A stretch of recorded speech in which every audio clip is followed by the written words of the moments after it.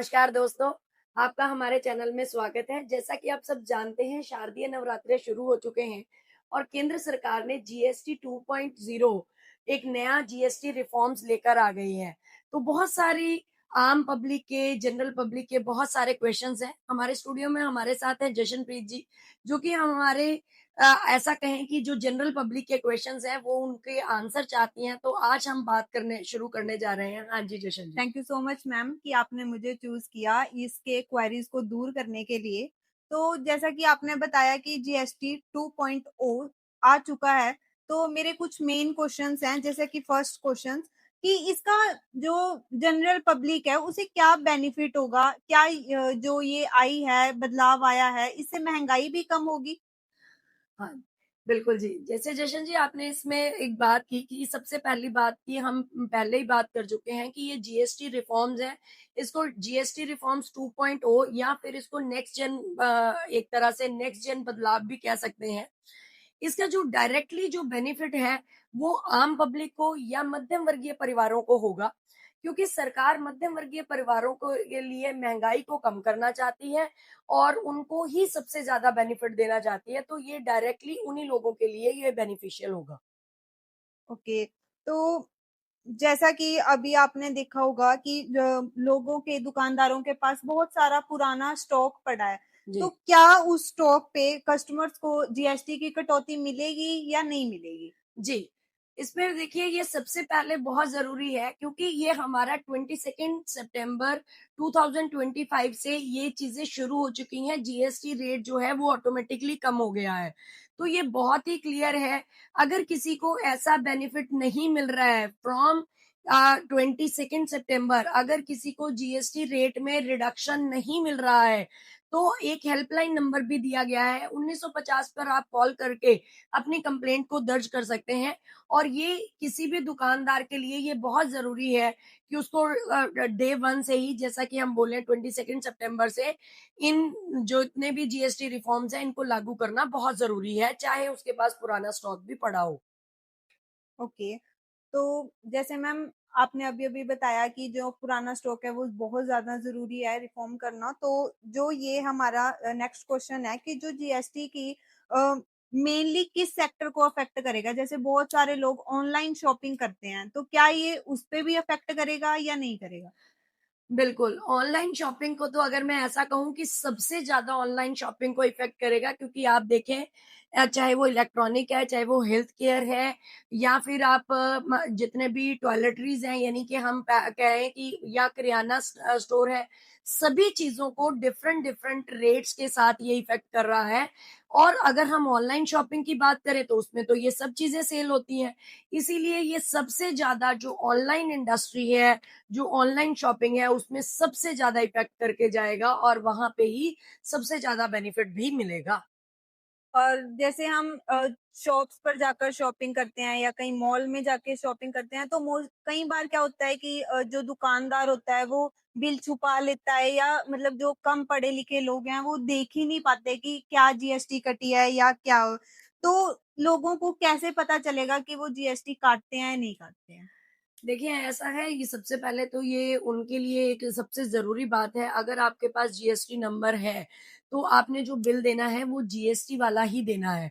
लेकिन जैसा अभी आपने बात किया कि कई बार क्या होता है कि कुछ आप सोचो कि एक नंबर को छुपाने के लिए तो उसके लिए आप जो लोकल जीएसटी ऑफिस है वहाँ पे आप कंप्लेंट कर सकते हो और डेफिनिटली आपको वहाँ से लाभ मिलेगा और अगर ऐसा नहीं है तो आप आरटीआई के थ्रू भी ये काम कर सकते हो बिल की कॉपी को साथ रखते हुए। Okay ma'am. तो मैम जो ये बदलाव आया है गवर्नमेंट की तरफ से, तो क्या इसमें जो टैक्स चोरी करी जाती थी वो कम होगी? आपको क्या लगता है कि कम होगी या गवर्नमेंट को क्या बेनिफिट्स हैं इस चीज़ के? देखिए टैक्स चोरी तो हम इसको ज़रूर बोलेंगे कि इससे कम होगी क्योंकि उसका एक सिस्टम है। देखिए अगर हमारे पास पहले 18% या 28% की स्लैब थी, तो नेचुरली वहाँ पर टैक्स चोरी का एक तरह से आप कहें कि अवसर भी ज़्यादा मिल जाते हैं, क्योंकि ज़्यादा टैक्स पे करने की बात आती है। लेकिन जब हम एक लोअर रेट पे नीचे आ जाते हैं, तो हमेशा हर कोई उतना टैक्स पे कर पाता है। तो उसका कारण यही है मतलब इसे हम ऐसा कहें कि हमारे बहुत सारे लोगों में सेल हमारा बढ़ेगा या डिस्क्लोजर्स हमारे बढ़ेंगे, और रादर मैं ऐसा ही बोलूँ कि शायद जो गवर्नमेंट का अनुमान ये भी है कि इससे टैक्स चोरी तो कम होगी होगी, साथ में सरकार की आय और भी बढ़ेगी कर के रूप में, टैक्सेस के रूप में। ओके। जैसे आपने बताया कि जो ऑनलाइन शॉपिंग है उसे भी बहुत ज़्यादा बेनिफिट होंगे और हमारा जो ओल्ड स्टॉक है उसे भी बेनिफिट्स हैं। तो जैसे हमारा मेन सोर्स ऑफ इन्वेस्टमेंट है सिल्वर, गोल्ड, तो उस पे सरकार ने कोई भी छूट नहीं दी, तो इसका कि पीछे क्या कारण हो सकता है? देखिए, ऐसा है कि सिल्वर और गोल्ड में एक और नई ऑप्शन आ गई है, कोई भी जीएसटी रेट तो कम नहीं हुआ है, लेकिन इसमें एक 9 कैरेट गोल्ड की बात आ गई है कि आज तक इंडिया में, भारत में कभी भी 9 कैरेट गोल्ड के ना तो ऑर्नामेंट्स या कोई भी ज्वेलरी सेल नहीं होती थी। आज आप ऐसा है उसमें निवेश कर सकते हैं 9% गोल्ड के साथ, उसकी प्योरिटी उसी हिसाब से है। जैसे एक एग्जांपल अगर हम लें, 22 कैरेट गोल्ड की जो प्योरिटी होती है और 9 कैरेट गोल्ड की प्योरिटी ऑलमोस्ट 37.5% है। तो अगर आप इन्वेस्ट करना चाहें तो उसमें इन्वेस्ट कर सकते हैं, लेकिन रेट कम नहीं हुआ है इसमें। और ओके। इसको हम एक तरह से ऐसा भी लेते हैं, ये लग्जरी पार्ट है। तो सरकार, अगर आप देखें, ओवरऑल उसने जितनी भी लग्जरी आइटम्स थी उस पे रादर 28% से, जैसे गाड़ियों की बात करें, 1200 सीसी वाली गाड़ियां हैं, 1200 सीसी पे रेट तो कम हुआ, लेकिन 1200 से ऊपर वाली पे नहीं हुआ, क्योंकि गवर्नमेंट ये चाहती है कि जो लग्जरी आइटम्स हैं उस पे अगर आप टैक्स पे कर सकते हो तो आप करें, लेकिन जो रोजमर्रा की जरूरतें हैं, जो एक मध्यम वर्ग परिवार है, या अगर आप माने कि रविवार शाम को जब पीएम मोदी ने भाषण दिया तो उन्होंने एक बात बताई कि 25 लाख लोग ऐसे हैं जो कि गरीबी रेखा से ऊपर आए हैं, तो उनके कई सारे रिफॉर्म्स की वजह से वो गरीबी रेखा से ऊपर आए हैं, और सरकार इसीलिए चाहती है, क्योंकि हमने एक नारा दिया है विकसित भारत 2047, तो उसमें ये सब रिफॉर्म्स जो है वो एक कंस्ट्रक्टिव स्टेप्स का काम करेंगे। तो इसीलिए ये मध्यम वर्ग परिवारों के लिए है, और एक ये भी कारण है कि सोने और चांदी के जो जीएसटी में कोई भी इफेक्ट नहीं आया है। Okay ma'am.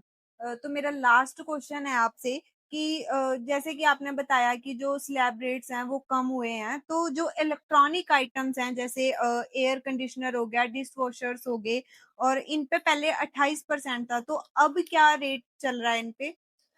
देखिए, इस पे जितने भी इलेक्ट्रॉनिक आइटम्स हैं, इस पे रेट जो है वो कम हो चुका है, और इसकी जो हम एकदम 375 आइटम्स ऐसी हैं, 375 गुड्स ऐसी हैं जिनका रेट जो है वो रिड्यूस हुआ है।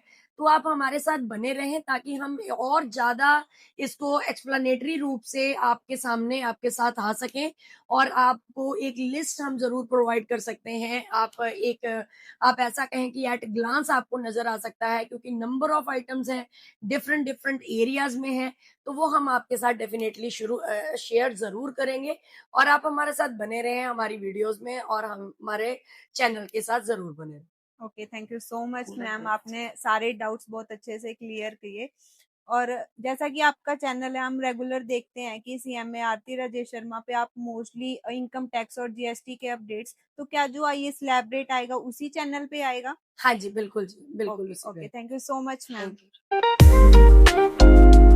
यू।